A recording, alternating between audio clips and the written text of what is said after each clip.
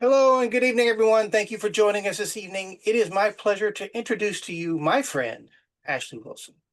Ashleigh is a data-driven people analytics expert who earned her master's in industrial organizational psychology from Valdosta State University and now serves as a data analytics consultant for SEI. She is a vocal proponent of continual learning and going beyond traditional degree programs, which often lag behind innovation in the marketplace.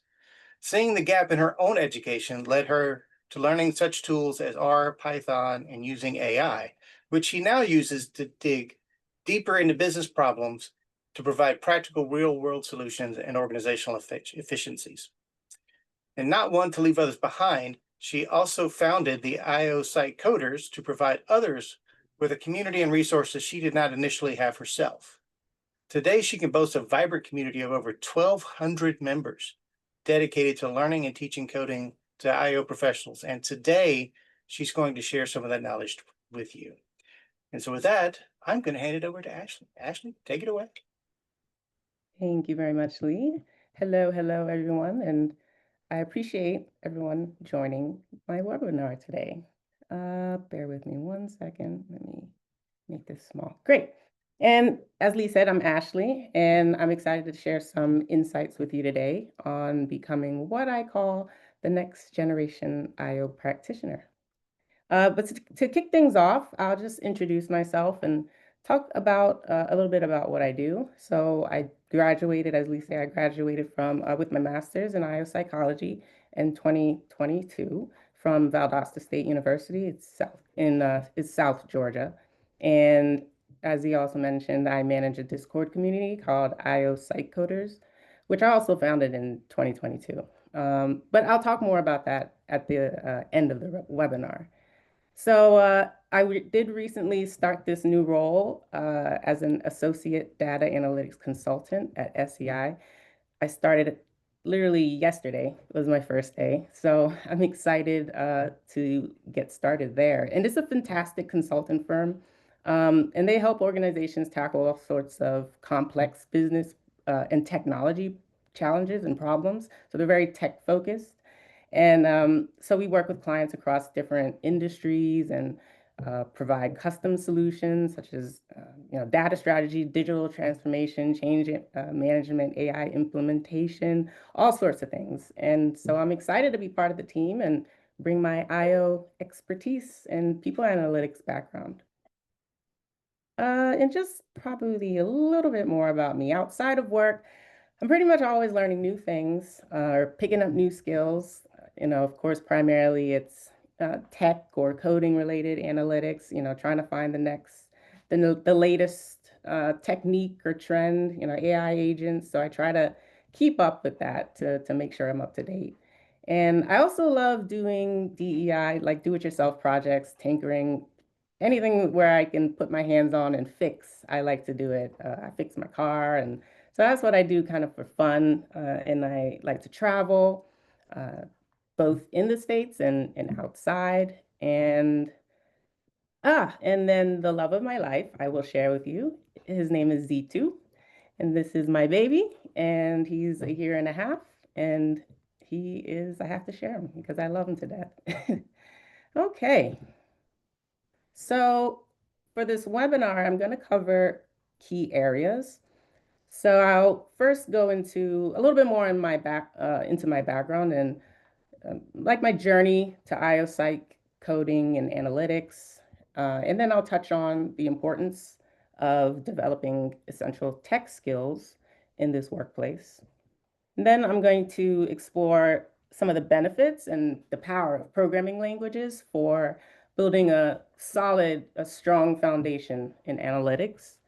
And then I'm going to talk about going beyond code to tell compelling stories with your data so that they really resonate with business leaders. And then I'm going to follow up with how to use AI tools to your advantage and to work smarter, not harder. And uh, I'll end with, sorry, providing a practical roadmap to learn these essential skills.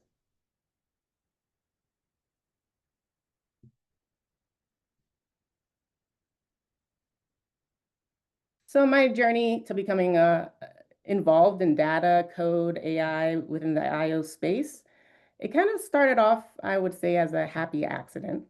And so I had, when I'd gone back to pursue my bachelor's in psychology in 2018, I had picked all my first semester classes and I chose right all except for one. And one class was the incorrect class, and I didn't need it for my degree. And that class was Intro to Java. And even my advisor was like, oh, you don't need that. You can drop it. But I had already taken a few days worth of class, and I was like, this is kind of cool, talking to the computer.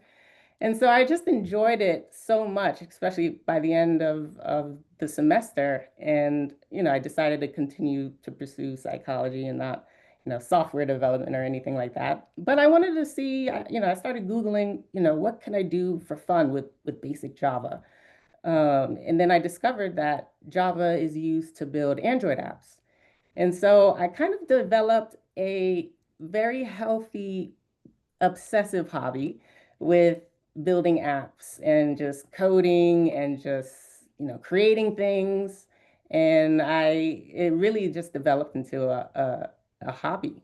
So this was also the beginning of my inclination towards self-learning.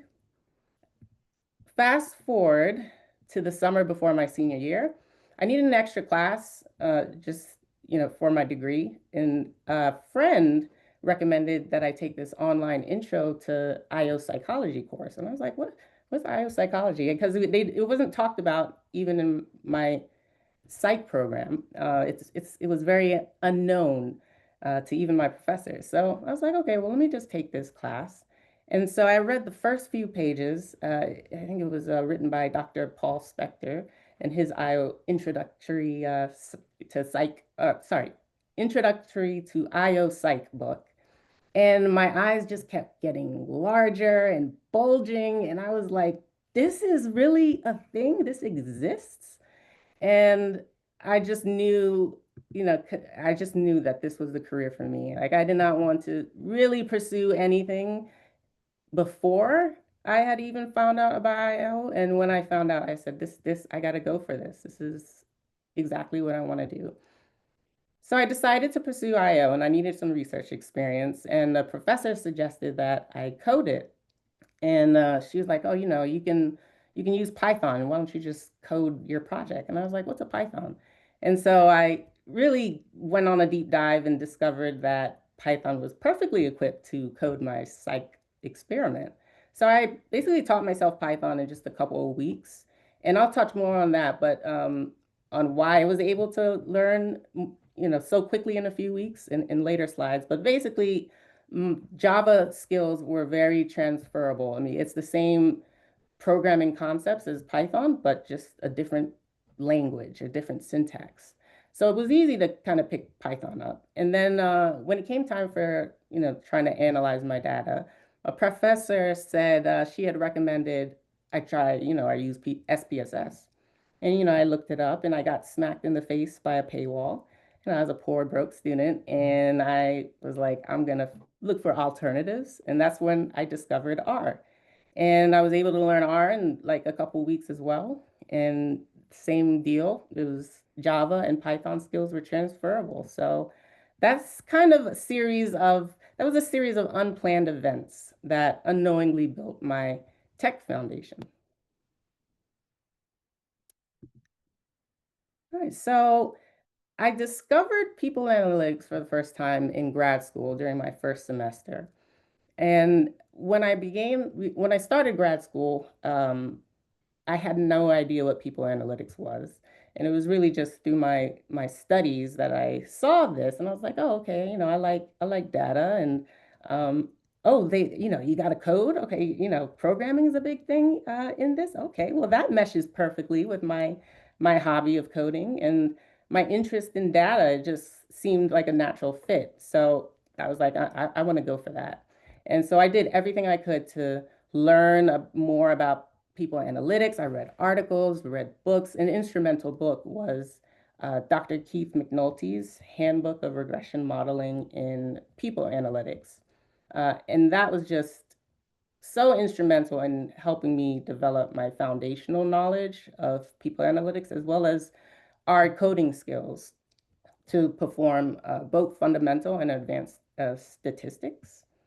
So breaking into the people analytics space was a challenge, but I was able to do it. It was a challenge, I say, because even at my grad program, it wasn't very known, people analytics. And so I had to do a lot of work myself to try to get into that space. And, that included really actively expanding my network of people analytic professionals. I attended as many people analytics events as possible, practice using fictional data sets so I can build up my skills. And then when I graduated, I made sure to try to build my analytical skills just through work experiences. And so I sought roles where I could specifically develop those skills, learn and grow. And this included the first role I got when I came out of grad school. It was as a DEI consultant, and I had gotten valuable qualitative analysis experience there. And eventually that actually would be incredibly useful once I started my own independent consultancy business because I provided both quantitative and qualitative services to clients. I mean, I also worked as a data analytics consultant at a nonprofit, and I had a short stint at a healthcare practice where I built a small AI tool to improve a training process. So through these experiences, I realized how much more of an impact I could have when I combined my IO expertise and tech skills. So why integrate, you might be asking? Like, why integrate these three skills? So, and that's what the core of what we're going to be talking about today. In this day and age, we the workplace is more data driven than ever, and it's getting more and more AI focused. I mean, AI is here to stay. Some people are like, oh, it's a trend, it's a fad. It's just like when we got the computer or the laptop, that wasn't it wasn't a trend, it's here to stay. And so organizations are baking them into their structure and their processes. And so as IOs, we need to adapt to these changes. In this webinar, though, we're going to really talk about the three essential skill areas that I believe give us an advantage, which I had mentioned earlier: mastering code, becoming great data storytellers, and really leveraging AI tools. Okay, so why, again, is it important to integrate these tools? Sorry. Okay. So the truth, well, you don't want to have strong skills in just just one of these, just because if you learn these skills in isolation, it's very limiting. So you can be a incredible incredible in statistical analyses. But if you can't communicate your findings clearly to business leaders, then those insights that you gain from your analyses just sit there, and it doesn't really lead to action. And so, or maybe you're great at IO theory, but you struggle to handle massive, messy data sets that are very common in today's organizations. Because as I said, I mean, data is everywhere. So we're leaving a lot of potential on the table when you silo those skills. And so, IOs, where we have value is we have this deep and understanding about human behavior, psychometrics, organizational dynamics. And these are things that a lot of people in organizations don't really know about, like pure data scientists or IT folk. They might not know about those areas. So that's where we can come in. And so having fundamental coding knowledge means that you can better assist or guide data science or IT teams. You can kind of speak their language and understand the possibilities or the limits, the limitations of data infrastructure, or you can contribute more effectively to data collection or pipeline design. And then your data storytelling abilities, they really become a critical bridge to help translate those heavy data findings and into something that is really understandable and actionable for business leaders. And so finally, AI really comes in to speed up both of your coding process and your storytelling efforts. And it'll help with becoming incredibly much more efficient and allow you to kind of focus on a lot of the higher level strategic thinking. So, yeah. And so this allows us to become indispensable, and you can, uh, yeah, and we can provide holistic solutions. That's the one I was missing. So you can provide holistic solutions to companies, and you can really be able to better explain or tell companies what happened with your code, and explain why it matters through data stories, and really leveraging AI to uncover deep and hidden insights. So ultimately integrating these skills gives us a massive competitive edge. And so it's really about making our IO expertise shine in this modern world. So we've just talked about why it's important for us to evolve as IO practitioners. So how do we do that? It really starts with building a solid foundation for all our data analyses, which is, for me and for many people analytics professionals, the foundation is built on code. So we're going to take a deep dive and explore the programming language, specifically R and Python, when it comes to handling data, automating tasks or reports, performing advanced analytics. And we'll talk about some of the tools that, or how they're a much better fit than some maybe outdated or old school type tools when it comes to real world business challenges that we face today. All right. Well, let me see. Quick show of hands, or you can put it in the chat. How many of you were taught to use SPSS in grad school? Just curious to see where everyone's at. Okay, I see a few people raising their hands. Okay, so looks like a good bit of us, most of us. Yeah, same with me. And so I'm really going to pick on SPSS for that reason, because many IO grad programs, even still solely use it to teach statistics. And it's great for getting started with statistics and understanding concepts. I won't knock it and say don't ever learn it. I mean, if you're presented with the opportunity to learn it, it's another tool in your toolbox. So, but in real business world situations and business contexts, um, you're going to be dealing with constantly changing data. You're going to need to automate things. You're going to want to integrate with other systems. And, for example, and SPSS really has trouble doing that. And so we're going to talk a little bit about the differences. And so we're going to do some comparisons. So the first one is about costs. SPSS license, they can be incredibly expensive, especially if you want it enterprise-wide. It can cost tens of thousands of dollars, for very large organizations to add those. And it's very challenging for starter organizations or even smaller ones like nonprofits to get a tool like that because of the cost. And so the difference is that, R and Python, they're free and open source. And that's a huge advantage for budget conscious teams, and means also that anyone can pick up and start learning. Scalability. SPSS, it really struggles when you're dealing with really large or complex data sets. And, if you try to run that in SPSS, that can lead to slow performance, or can even crash. On the other hand, you have R, Python, which are built to easily handle massive amounts of data, millions even, and that really helps when you have to deal with those in large businesses.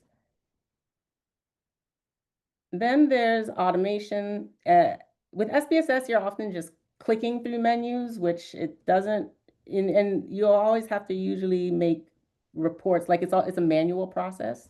And you have to kind of make, go through the whole clicking of making a new report every single time. Whereas with R and Python, they're very highly automatable, and you can write a script once, run it whenever you need it, from project to project, and it can dynamically generate reports that update automatically whenever you get new data. And so it can really, those are very great for boosting your efficiency.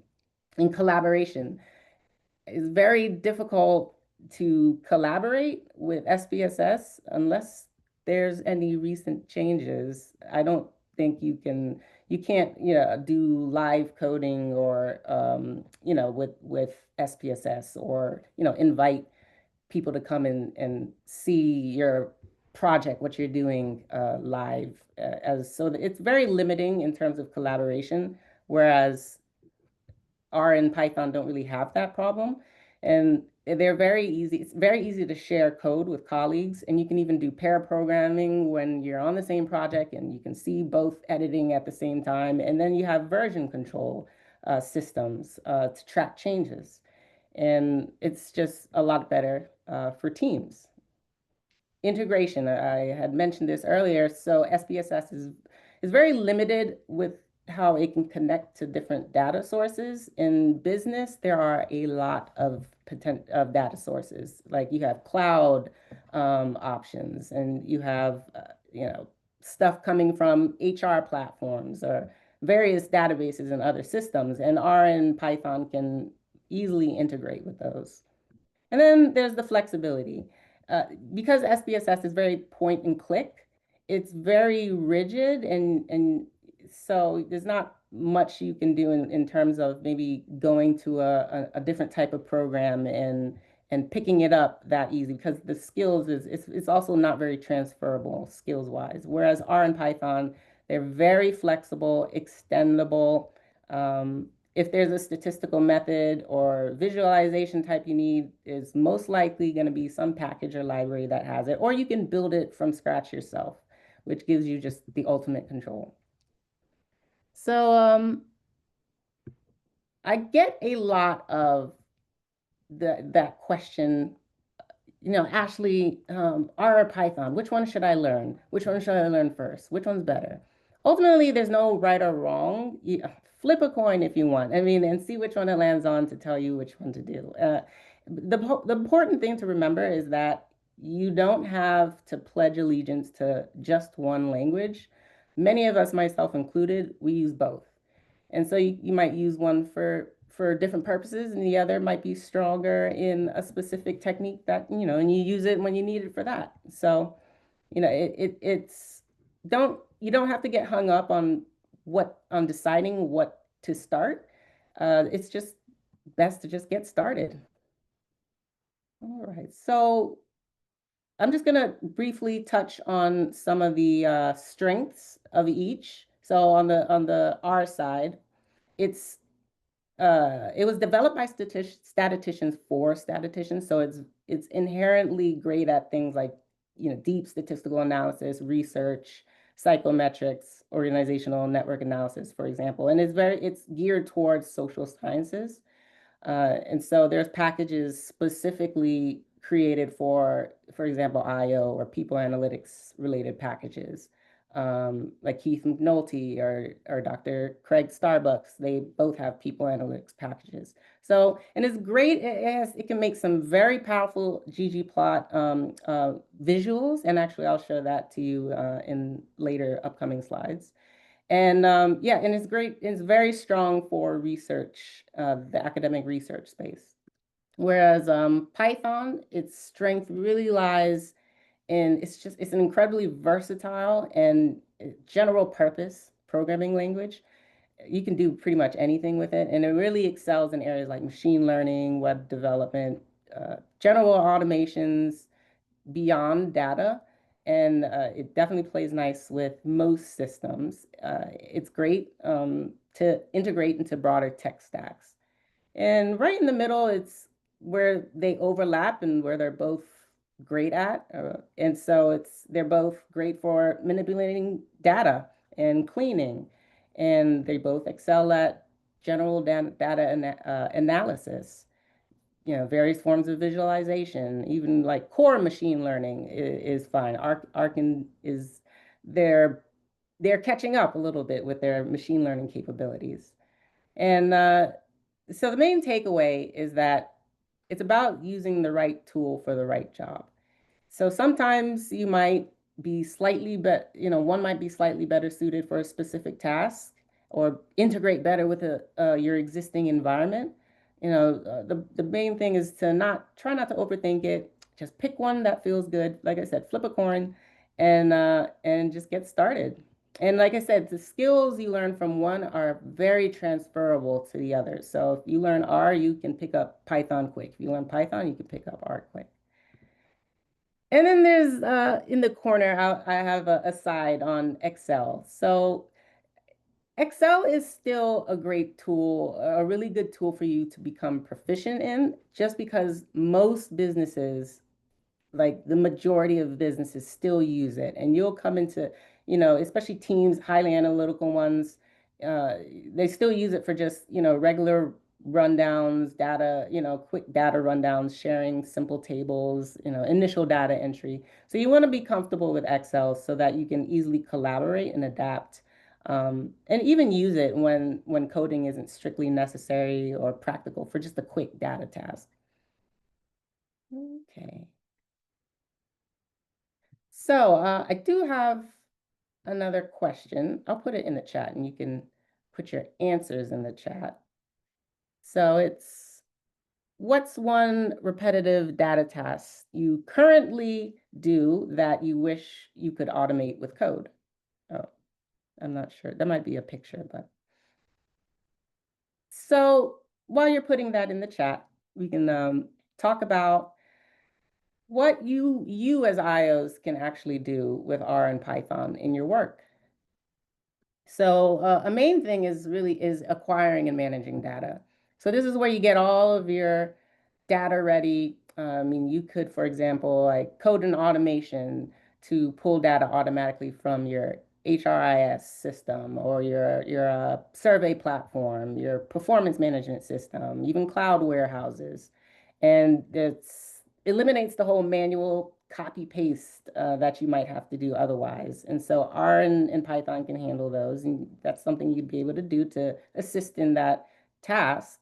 And then when it comes to cleaning up messy data or transforming it into suitable formats, which actually that's probably one of the most time consuming things that you would be doing if you have an analytical role. But both R and Python, they're great at these tasks. And so it could make you more efficient in these areas. And another way you can apply it is when you're performing advanced statistical analyses. You can run very complex psychometric validations that you might not be able to do with some other tools, multi-level models, exploratory factor analysis, creating new survey instruments, predictive models. We want to predict something like employee turnover. I mean, you can just go on and on in terms of there's no limit in the amount of the types or amount of statistical techniques that you can do. Actually, I do have this example I was going to show people. It's actually this, just kind of demonstrate what it looks like to have reusable code that cleans the raw data set and identifies and handles missing data, and it'll perform basic exploratory data analysis and simple modeling. And so I will show you what that looks like with R really quick. Let me share.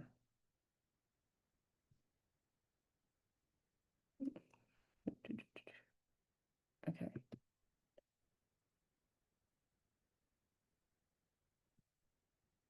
Okay, I hope everyone can see my screen. So this is just going to show you two different, and I split it up into two runs that it's going to do because for reasons. But anyways, I'm going to show you, this is going to show you some just basic cleaning and how you can automate this.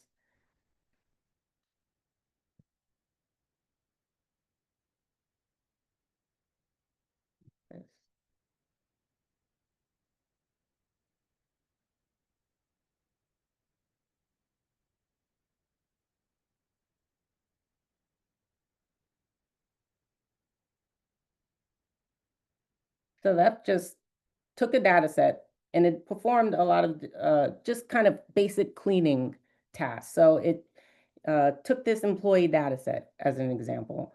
And you can see how, some of the spelling is a little bit off. It's not really consistent. And so it cleaned the names of the columns. So going from that into something more consistent where everything is connected, everything is lowercase, two words are joined by the underscore. So it, because you're always going to have to clean those if you want to manipulate data. It's easier to get everything consistent and aligned name-wise. And so the next thing that it did was it checked for duplicate rows and it actually outputs, okay, it found 15 duplicate rows and then it can actually, I left it out, but if I wanted to clean or remove the duplicate rows, there's a, you just run a function and it can do that as well. And so this summarizes the missing values. And so you see that there's a lot of missing values, in the data set. And you don't want to have a lot of, you're going to have to handle missing data, whether that's imputation or removing them. But first, this is a great one because it sums them. So it tells you which columns, so you don't have to kind of scroll and try to look for everything, which specific variables are missing. And so this one's missing 25, this one's missing 15. And then it automatically will impute run an imputation method. So even here, all you have to do is tell it mean or median. And if I put median here, then it would run a median imputation. So this one, though, it ran a mean, and then it outputs, it imputed, and then using the mean. And it comes out with, I'm not sure if, yeah, so it imputes that and it adds that to the missing data. So it replaces all the missing data in the performance variable with 3.05 and the engagement score of 69.26. So you don't have to worry about that. And then it checks for outliers because you always have to handle outliers in the data. And it summarizes some of the outliers. And it also, I think it might have, yeah, and it automatically generated this chart showing some of the outliers with a box plot. And then, let me see. Yeah, and then it outputted where the outliers were and how many that there were. And then I'm pretty sure I handle the outliers. And so the automation goes through all that and let me see, I'll go to the handling. So yeah, so if you come down here, it outputs that I handled the outliers and now there's none. And also there's a comparison of this plot before, with outliers, and then this is without. So you've basically, with a press of a button, you've done all of this. And there's this other, I'll show you this one because this Ashleigh, will, Ashleigh, yeah. real quick. Someone's got a question in the chat that I think is yeah. useful to ask now, and it's, what do you mean by handle the outliers? Yeah, I mean, so outliers, having outliers can really skew your data. So like say you have like a performance, I mean, it could be a mistake outlier or it could be, some anomaly, but it's not representative of, the entire data set. So you have to typically remove them because, it'll really skew and not give you like the results aren't as accurate just because it'll pull the mean, far away from what it normally would be if it was, the outlier wasn't there, that anomaly. And so, yeah, you typically do delete them. Yeah, and so that's what this does. It finds those heavy outliers, and based off of a specific calculation, like, if it's, I'm not going to go too much into the stats, but yeah. Okay, I hope that made sense. And I can always talk more about it, if you connect with me afterwards. I know, I'm sure you get the gist, though. I'm wondering if I have time to run this. Yeah, you know what? I'll just do it.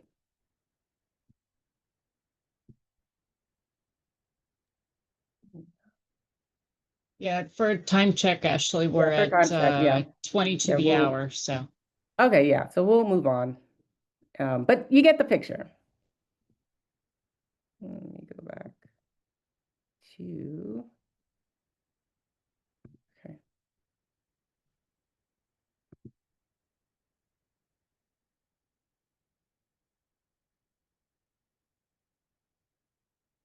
Okay, can you see the screen, the slide?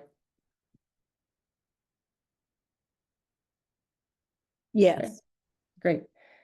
So now the art of storytelling.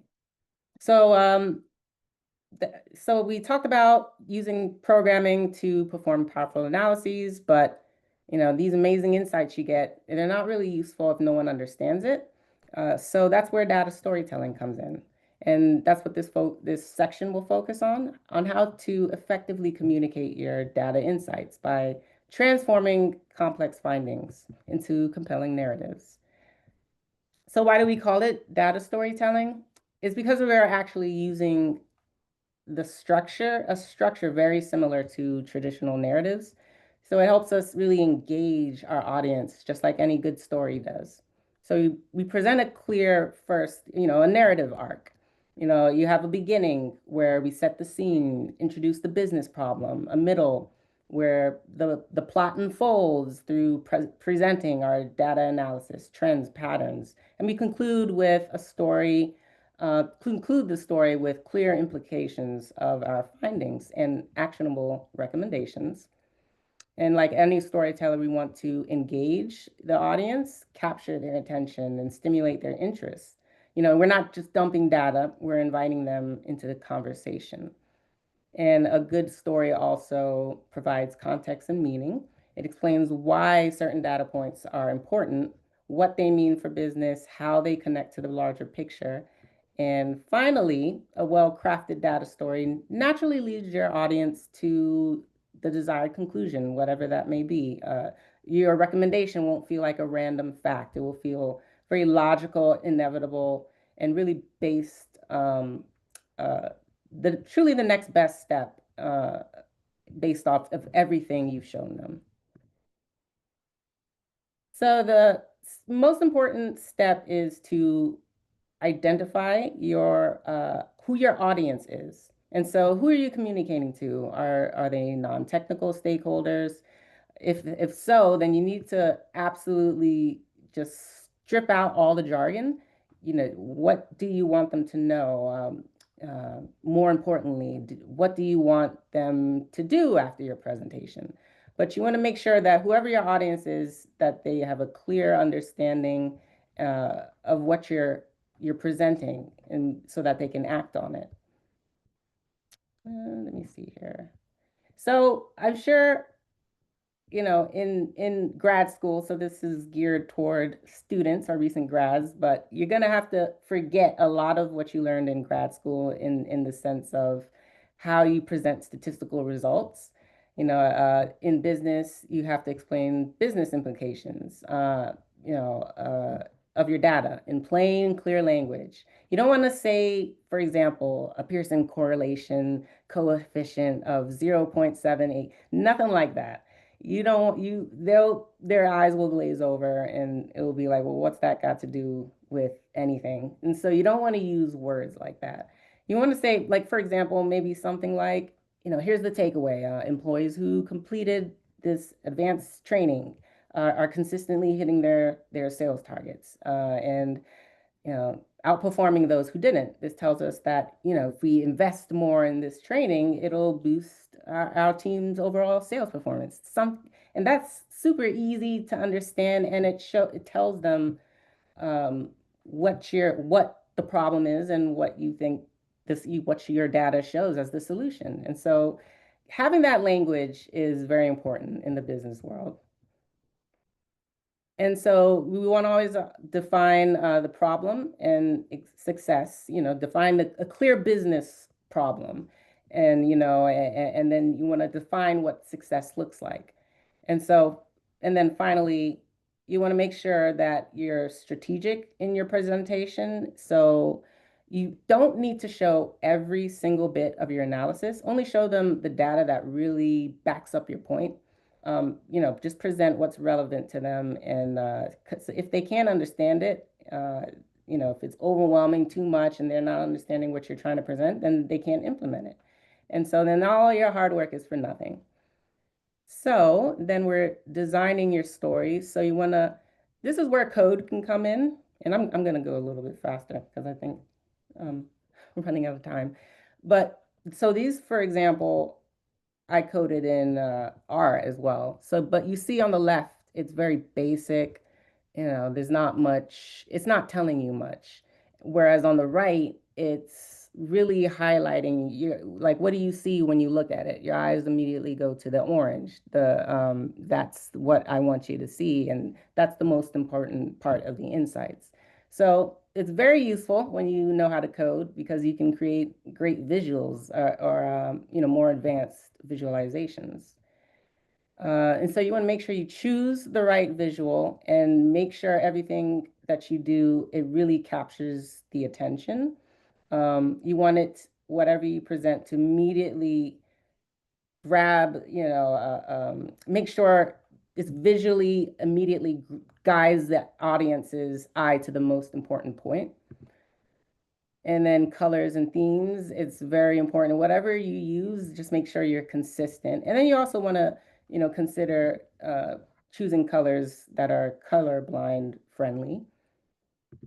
And then let me see an example. Annotations. So these are little texts that, you put on the chart so that it also tells you what you need to know without, needing to look away from the chart. So this is an example. So on the left, it's very basic, no colors. You don't know what to look at. I mean, it's not telling you anything, so it's not going to be providing anything for them. Whereas on the right, you see it's the colors, the choice of colors, red for, we want to make sure you choose the right colors for, bad or good or underperform, overperform. So red, orange, underperform, blue, overperform. And then you see the annotations. It's all written out and it's all structured in a way that is very impactful. So when you're presenting your story, I mean, you're basically just walking the audience through your process, through the story, and then you're backing it up with clear, call to actions, making it easy for them to understand. And you want to always end with a Q&A session. And that's to give them a chance to clarify any misunderstandings, address concerns. And it's really critical for building trust and ensuring that all your work leads to action. So the last section the second to last section, but if we can't, I'll probably blow through this or maybe the last section, I'll probably blow through that. But first and foremost, the golden rule of AI output is, I always want to point this out, that always check your output, please. For the love of Zeus, always check your output. It is fantastic AI, but it is not infallible. It can hallucinate. It can be confidently incorrect, like just confident in its correctness. And yeah, it will give you back-to-back bad answers, swearing that this is the right answer. And I'll be like, no, it's wrong. And they'll be like, the AI will be like, oh man, you're so great for pointing out that incorrect. Okay, here is the correct answer. I'm like, it's wrong again. Oh, you're so right. Like, so you have to critique it, and then you have to test everything that it gives you if it's a code, because I'd say 6 times out of 10, it's going to be some sort of bug in the code. And so you just got to be that human in the loop, do your due diligence. And ultimately, you just always have to review and verify and make sure you're the human in the loop. So there's a lot of things that AI can do to help boost your productivity. And so you can use it for coding assistance. If you need boilerplate code, you can just ask AI to give you the boilerplate for cleaning, data, or cleaning a specific type of data, and cleaning employee data. And you can give it fake column names, and it'll be, if the more specific you are, the more specific the answers. It can improve visualization code. I'll show you an example actually on the next slide. So this was my original code that a visualization I created with R, and then I used a prompt and used AI, and eventually it came out to this one. And it outputted this in a fraction of the time that it would have taken me. It would have taken me hours to do the one on the right. I could do it, but it would take hours. This, just prompting it probably took about 10 minutes. And so it saves so much valuable time. And then, you can improve your write-ups, your annotations. And so using it as an assistant to just speed up the whole process, it's incredibly useful and invaluable for those situations. And I'm going to speed. Also, anyone who, if we don't cover everything, just reach out to me and I'll give you this PowerPoint. Yeah, and so we'll skip this just because we're running out of time, and I kind of want to get it to the end about, getting started. So it's gonna feel like there's a lot to learn, but it's okay. Becoming proficient takes time. I'm not even an expert, and I've been coding for a few years. But it's okay, if you just know, learning the foundations just the basics will help you improve your skills vastly, and you can still have an impact. And so you just start small. Let me see. Yeah, start small, problem focused. Don't worry about trying to master everything at once. Just maybe identify a small nagging IO problem that you're facing or you regularly face at work, and then try to analyze some data, maybe some survey data, and then, make it relevant, and then start there. So, and that will make it feel a lot more productive and relevant. Choose your entry point. It doesn't matter. Our Python, if you're at a job or in a situation where your team is using one or the other, then learn that one, so that you'll be better prepared. But the whole point is just to get started and learn by doing. Tutorials are nice at the beginning, are great, are very useful. They're, fundamental, but don't get stuck in what I like to call tutorial hell. So you learn best by taking what you learn and actively coding, actively messing around with the data, building things, breaking things, fixing, and then, making mistakes. That's the best way to learn. And then join a community. And so this is where I'm just, this is the last slide that I'm going to touch on. And, I mentioned I have the IO site coders, and it's a great community on Discord. I'll share the link in the chat later. And it's a community dedicated to people with a shared interest in R, Python, AI, people analytics. We have a lot of learning resources, kind of everything that I've mentioned here about learning or getting started or books, it's all in this Discord. It's just a dedicated resources channel, like for statistics or resources for beginners, resources for people analytics, all the books, online books that are available that we find. It's all in there. So it's kind of like a great one-stop shop. And that's the whole one of the main reasons why I created it, because it's hard to find where to start. You know, you're looking all over the place. So it's all consolidated. And so I'll put the link in the chat and you know, just for the sake of time, and then open it up at the very end to questions. But I hope you guys enjoyed it, and you know that it provided some value. Hey, Ashley, one of the uh, questions here, I'll go back to Cam's. One thing that she worries about, and I agree with her, is if you tell it to visualize something and it hallucinates the visualization, how do you know? Especially if Well, it's you mean because something you're new to learn on. oh, so the visualization you can, so when it outputs the code, when I'll take the code that I have so far and I'll give it and I'll say, hey, I want you to use the storytelling with data principles, where it's, you know, annotation, you know, and I'll just give it specifications. And I'm like, I want you to reform, you know, create this new one to reflect that.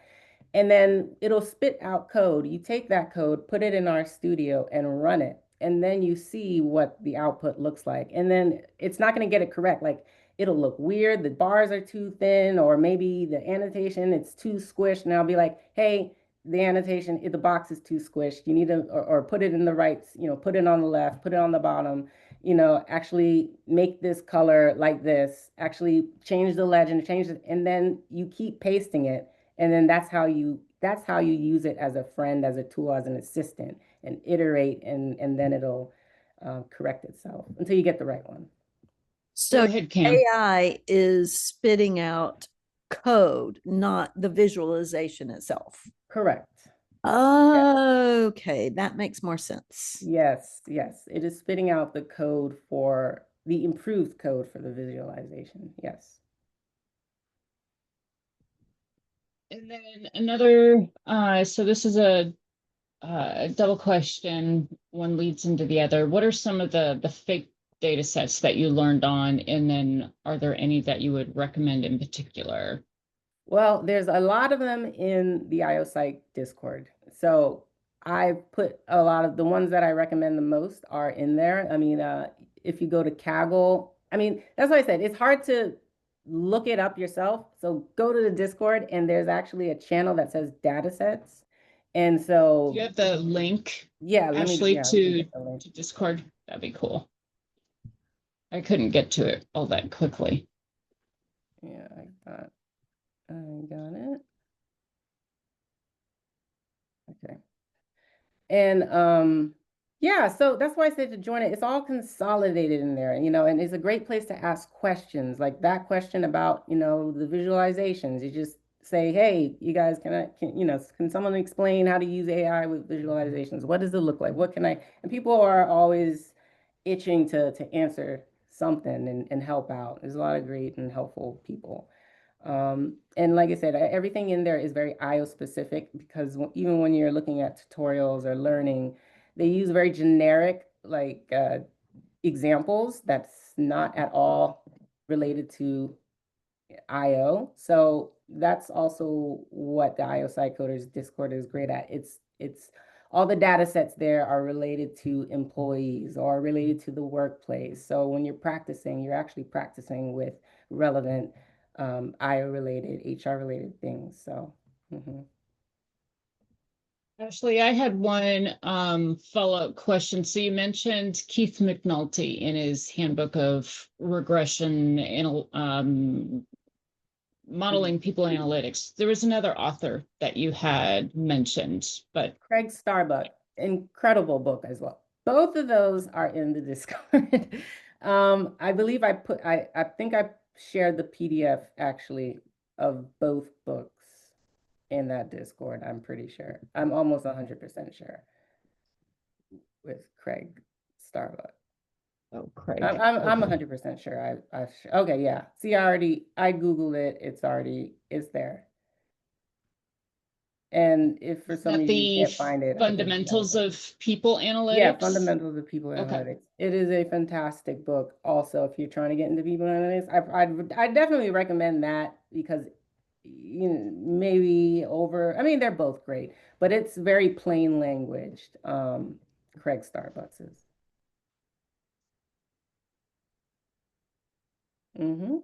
Great, great. Well, I hope everyone enjoyed it. Sorry I ran out of time, but I guess I had a lot more stuff to talk about than I thought of. So. Oh, any more questions? And like I said, if you want the PowerPoint, just reach out to me on either Discord or LinkedIn and I can send you a copy. Awesome. All right. Well, thank you for joining, everyone.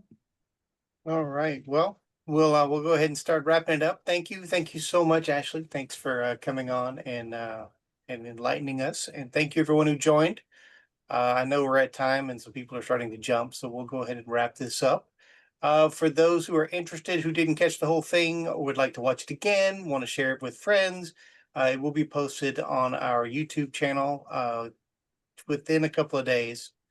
And so feel free to share that with everyone. And then next month, we have Dr. Matthew Lampy, correct? That's who we have next month? Correct. Yeah. Yep. Well, who will be joining us on, and I'm blanking on the date, but the third Tuesday as usual. So with that, I'm going to be respectful of your time. Thank you, everyone. Please feel free to connect with us. Feel free to send us questions. And thanks again to Ashleigh. And I'm going to go ahead and stop our recording now. Thanks.